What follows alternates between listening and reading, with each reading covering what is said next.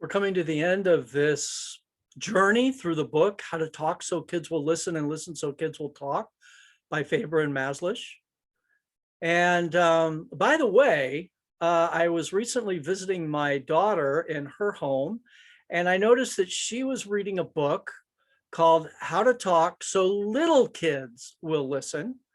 And it's actually written by the daughter of one of the authors of the book that we've been journeying through, Joanna Faber, and also co-written by Julie King. And so I was looking through it, and it looks fabulous. It looks wonderful. So if you're watching this and you haven't read that book and you have little kids, I would highly recommend How to Talk So Little Kids Will Listen by Joanna Faber and Julie King. But we've been talking the last few weeks about how to free your child from labels and roles. And we've talked about a number of different things, but the last thing we're going to talk about is when your child behaves according to the old label, greedy, whiner, thief, liar, lazy, whatever it is, state your feelings and your expectations. Remember, How to Talk So Your Kids Will Listen and Listen So Your Kids Will Talk isn't about letting your kids do whatever they want to do. That's not the point. It's not about letting the kids be the parents and the parents be the kids. There is a point in all of this where our children must understand what we as their parents are feeling and what we expect of them. But at the same time, they need to be learning what other adults are feeling and expecting, what kind of impact their negative behavior has on the people around them. And that first has to start with the parents in the home. So as usual, there's a comic in the middle of the chapter illustrating this point, illustrating it very well. And so, for example, let's say a father is talking to his daughter who maybe would have this role or this label placed upon her, this old label of being greedy. Maybe she got into the cookie jar and ate all the cookies. And now her father approaches her and says, the cookies were to be shared by the whole family. I expect you to be able to say no to yourself. Now notice what he did and did not do there. He did not give her the old label. He didn't say, you are greedy or don't be greedy. He basically stated to her his expectations. And what were they? I expect you to be able to say no to yourself.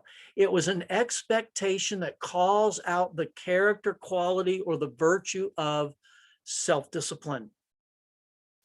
Not emphasizing that the daughter is a greedy person, but rather that she has the potential, the capability, and within her that virtue of self-discipline.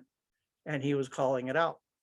Or what about a mother who is approached by her daughter who may have received the label or played the role of the whiner? And she says to her mom, you have to take me to the store. And the mother says, that way of talking upsets me. Can you ask me in another way? Again, she hasn't shamed her. She hasn't labeled her. She simply has expressed to her the way that that kind of talking makes her as the mother feel, and then says, can you ask me in another way? She expects her to be able to ask the question or make the statement in a non-whiny way. Or how about a father who's speaking to his son because the boy's toys are scattered around the floor. And whereas the boy may have taken on the label destructive or played that role before, the father says to him, it bothers me to see these new train tracks stepped and bent. I expect them to be put back in their box when they're not being used. So the boy has a new train set, the tracks are on the floor, they've been stepped on, they're bent. And instead of the father saying, "You are such a destructive loser," he tells him how it makes him feel, and he tells him what he expects. Now, is this going to make the child feel good? Maybe not. But one thing it doesn't do, it doesn't reinforce an old label. It doesn't reinforce an old role. What it does reinforce is there are other people who are impacted by the child's decisions and behavior. And the parent is being very clear and simple and forthright without demeaning or shaming the child. Or another example, maybe a mother speaking to her son who has the reputation or the label of being a bad sport. She says to him after he's lost a card game with her, "I don't like that. Despite your strong feelings, I expect you to be a sport about losing." And by the way, I forgot to mention it, but the kid's sitting there with his arms crossed and his legs crossed and a frown on his face because he lost the game. So again, she doesn't label him. She doesn't shame him. She doesn't demean him. She just simply says, "I don't like that. Despite your strong feelings," she acknowledges that he has strong feelings, "I expect you to be a sport about losing." So when our children are playing roles or living out labels that are indicators of virtues that we do not want to see them pursue or stuck in as they grow up, then there are many things that we can do. And I'm going to summarize this all in the next video.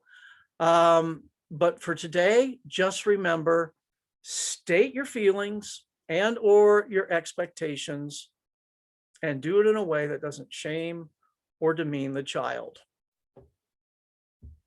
Next time, we will finish up the book by summarizing this most recent chapter.